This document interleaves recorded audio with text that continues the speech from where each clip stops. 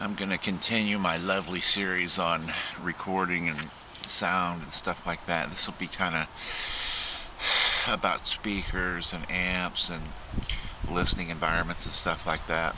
Um, Resonance it's something that's really kind of interesting. It's windy out here. It may screw me over. Cold too, actually.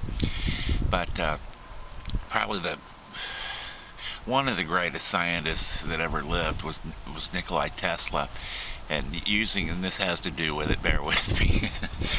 Using mechanical resonance, Tesla figured out how to knock down the Empire State Building with a claw hammer, and I bet that wind's going to be a problem. I just woke up. My favorite story in all of science, so it ties in to resonance.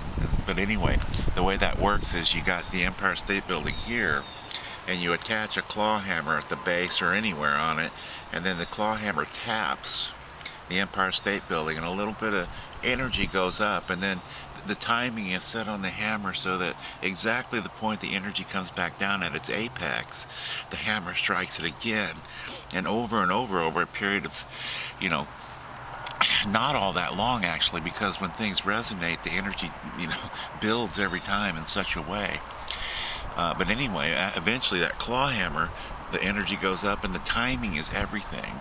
And so that claw hammer would destroy the Empire State Building. Tesla, I'm going to get to speakers and stuff and sort of more physics of sound, but Tesla even figured out how to split the earth in two. Everything has a resonant frequency, and that's important when dealing with speakers and objects and studio construction, because this cigarette pack has a resonant frequency. My body has a resonant frequency. In other words, not only in the audio spectrum, but in every energy spectrum.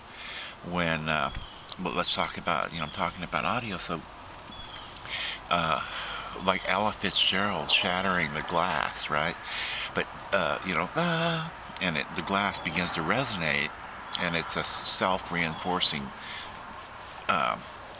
energy, and the glass shatters. But Tesla figured out how to split the earth in two. He figured out by the size and the mass of an object and a few different things anyway, you can figure out its resonant frequency, what frequency of energy makes this thing, the glass, shatter.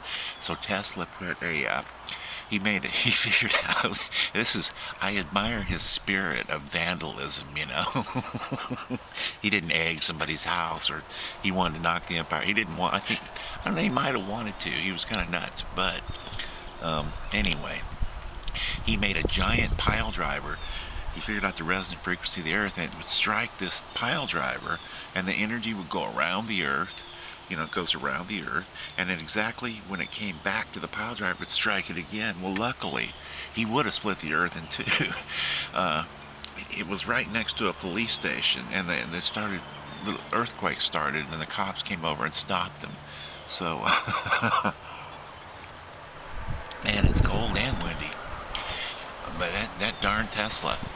But he's responsible for alternating current, a lot of stuff. So anyway, a lot of stuff's counterintuitive about the way things work. For one thing, with speakers and amps, and this blew me away when I first learned about it, is that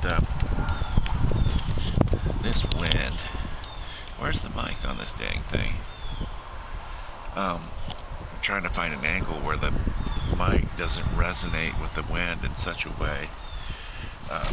But with speakers and amps, you're far better off having let's say you have a 1,000-watt pair of speakers, for instance, and a 10-watt amp. You would think, I could never blow these speakers with this 10-watt amp, these 1,000-watt speakers.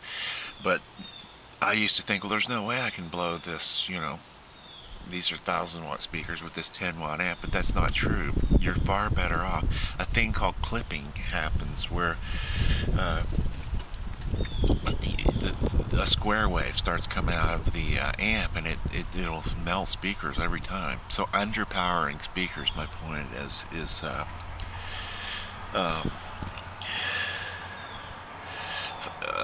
a bad thing to do. You're better off with a 1,000 watt amp with a clean, pure signal and a 10 watt pair of speakers.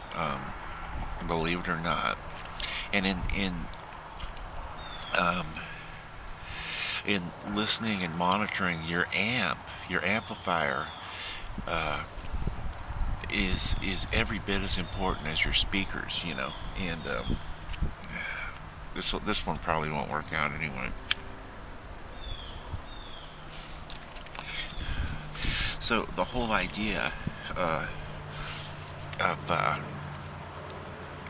monitoring uh, and listening with your speakers is to get an accurate representation of what your music sounds like when you're mixing music or mastering music for broadcast or for other people to listen. You need to have speakers that give you an accurate idea of what's really happening. In other words, it's not way too trebly, it's not way too mid-range, it's not way too bass. And this is really, really important because you need to be able to make an average signal, you know, mix of music or master that will sound good on every stereo everywhere. And the way that you do that is with reference monitors. They're different than speakers in a way. They're sort of more of a scientific tool, you know. In other words, you buy or just a good set of speakers that happen to be, you know, reference. And what that means is that when you hear it on your speakers, it'll pretty much sound like that plus or minus a little. And that plus or minus will get you on any stereo anywhere. So, you know, so the amp that powers the speakers has to be as true and as accurate as the speakers, and even more so in many ways. But nowadays, you know, I mean, I spent hundreds of hours messing with amps, you know, injecting a 1K signal and looking at an oscilloscope, and here comes 1K in, and then look at it after it goes through the amp, and kind of trying to dial it in absolutely perfect. It can't really be done, but the point is, it needs to be really accurate, your amp and your speakers, so that your mixes translate to the world. And, you know, in other words, they sound good on every stereo, and you're really hearing what you're hearing. You may think, I mean, I've reviewed speakers and stuff for different magazines, and it's one of those days where it's kind of cold, but your nose kind of starts dripping. But one of my things that I would say whenever I'd be interviewed to review speakers, I would say, well, these sounded really, really good right away, like ear candy, everything. And that made me suspicious that they're not accurate. So just because a speaker sounds good, it may not be accurate. What brings this up is I gave a friend of mine, I found a set of speakers, and I would recommend anybody about 20 years ago.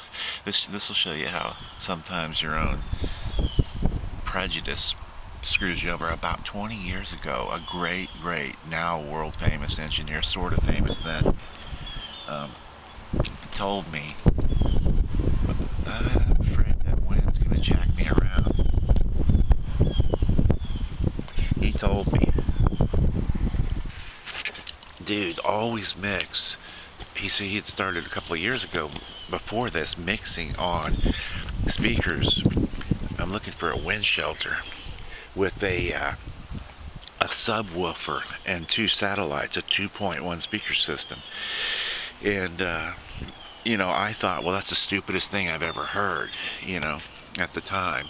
And you know, so I didn't do it because everybody mixes on a stereo pair of speakers. It's just a given. But in the last 10 years or so, I've started mixing on, and they're generally pretty cheap, you know, but just your everyman 2.1 subwoofer and satellite speaker system, and it's just so much easier and better because the low end, the bass, is separated out from the high frequencies, and it allows you to really clearly define the low end and the high end easier. Otherwise, in a regular pair of speakers, all the lows and highs are being squeezed and they sort of get in each other's way. So I would recommend, I gave this guy, and I bought several backup pairs. I just happened to find a set of Altecs that were just, as soon as I heard Led Zeppelin on them, I said, oh, those sound like my, $25,000 Tannoy speakers as far as the proportions, of course, it sounded right, or Pink Floyd. So, oh, that's the other thing too.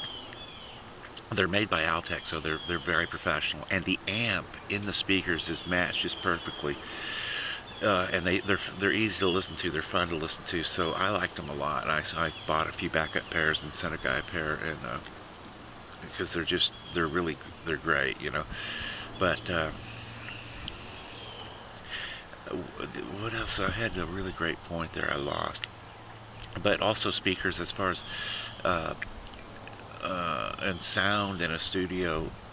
One thing that you want to look for is uneven, non-parallel surfaces. And why is that? Because sound, it resonates when you have two walls, say.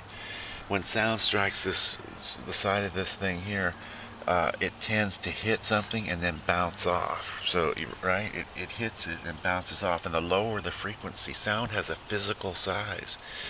So the lower the frequency, the longer the wavelength. That's really important. So the lower it is, it tends to bounce and roll around the room more.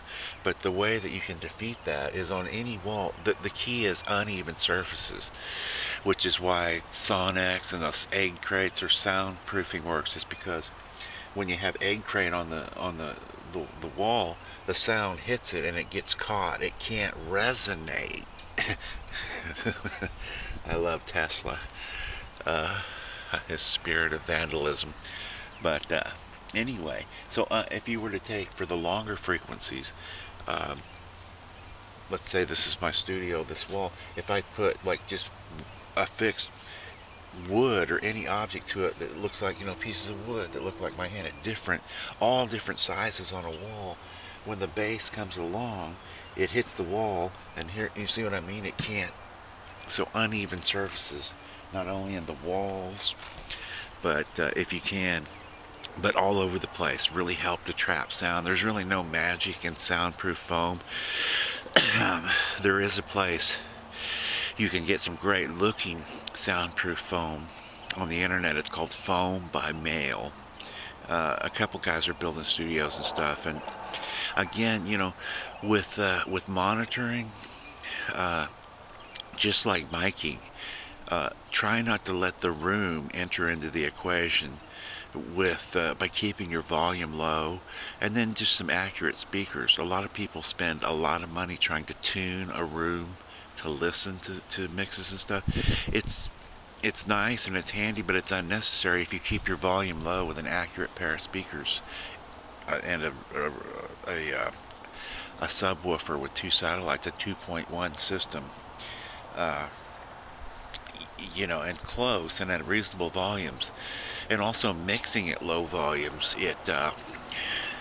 If you can make something exciting at low volumes, when you turn it up, it will be exciting.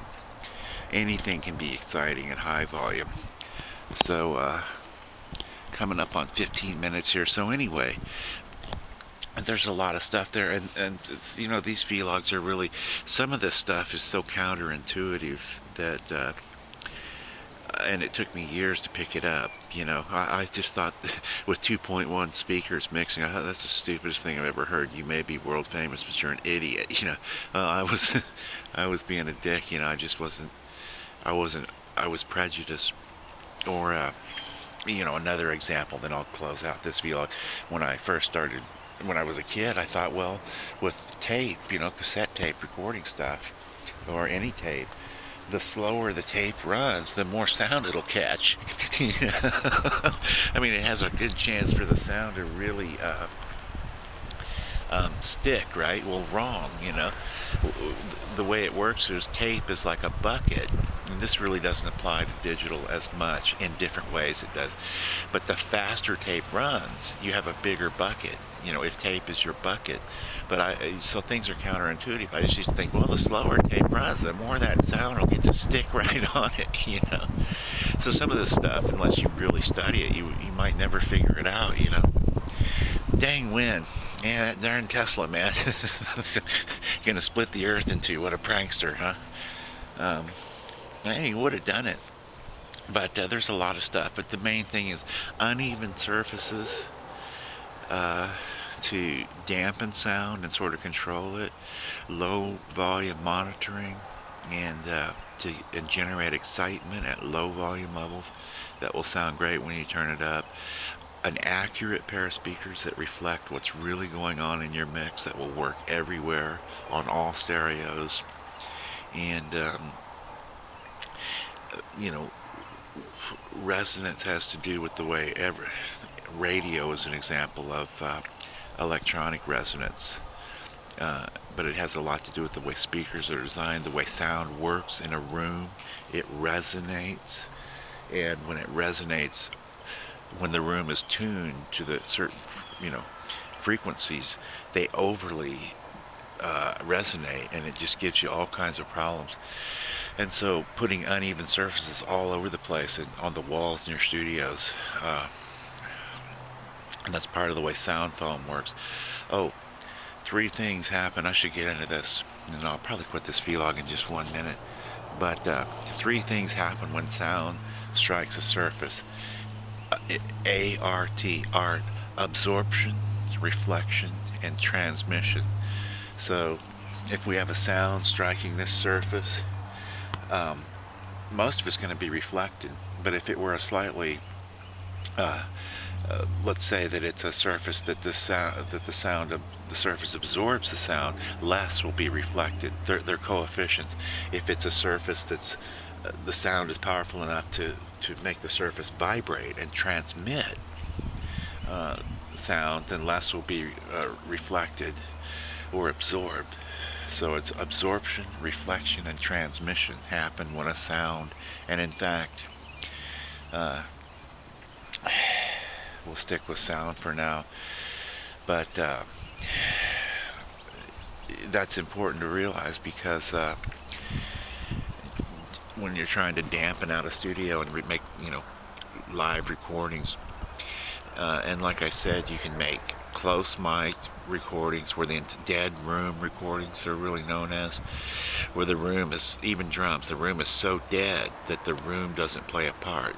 Mattresses on the wall with uneven surfaces everywhere. Or you could have a live room, and so there's a lot of different things to consider. But the way that sound works, the physics of energy, sound, why is it so difficult to capture, and why is it why are some people so fascinated with it? It's really kind of a metaphor for the way the universe itself functions, the energy and matter.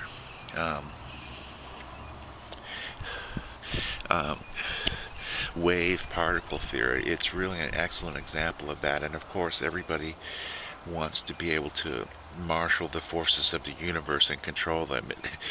It sounds great and looks snazzy, but it's the kind of thing. Oh, the squirrel over there, where sound is an excellent example of how energy works, and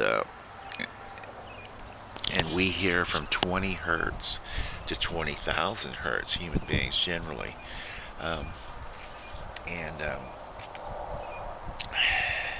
The thing on that, when you see on a stereo where it says frequency response 20 hertz to 20,000 hertz, unless it has a plus or minus symbol by it, it's a meaningless standard. That's kind of like saying You see what I mean? 20 to 20K, but unless it has a plus or minus dB, it doesn't mean anything. That's like saying the ocean has water in it, without saying, well, at the Marianas Trench, it's 8 miles deep, and off of Jamaica, it's 100 foot deep. Um, so a lot of stuff out there, a lot of meaningless standards in audio, just a lot of stupidity also. But yeah, everybody wants to marshal and control the forces of the universe. That's why it's kind of a fascinating thing. But I think that's pretty much it. But it is an excellent example of how physics and the universe functions in a very microcosm of it. Because if you look at, like Einstein said, there is only, you know, energy and matter. Energy converts to matter, and back and forth. Or matter can convert to energy. But follow me there, then I'll quit the dang vlog. But it's in physics, what we now know is that the double slit experiment tells us that everything is actually not only a wave like sound is, but it's also a particle. um, and that this is really crazy. But the double slit experiment, I'm getting off on a fun tangent here, but I'll stop. It says to me that things can exist first of all, at two places, not simultaneously, seemingly, okay. But the point of that is that the very nature of everything is also based on there's an interference pattern that is a resonance that makes everything in the universe work. In this double slit experiment, it's something I've looked at and all physicists look at for years and years. It's a cool thing, but it's just a good sound is an excellent example of physics, and throughout the entire, it's a tiny slice of the entire electromagnetic spectrum, and of how the universe functions. So anyway, a lot of stuff here, I try not to get too tangential, but I do sometimes. So that's that. It's been kind of Star Trek like. This should be like a Star Trek ending. Number one, disengage, reload.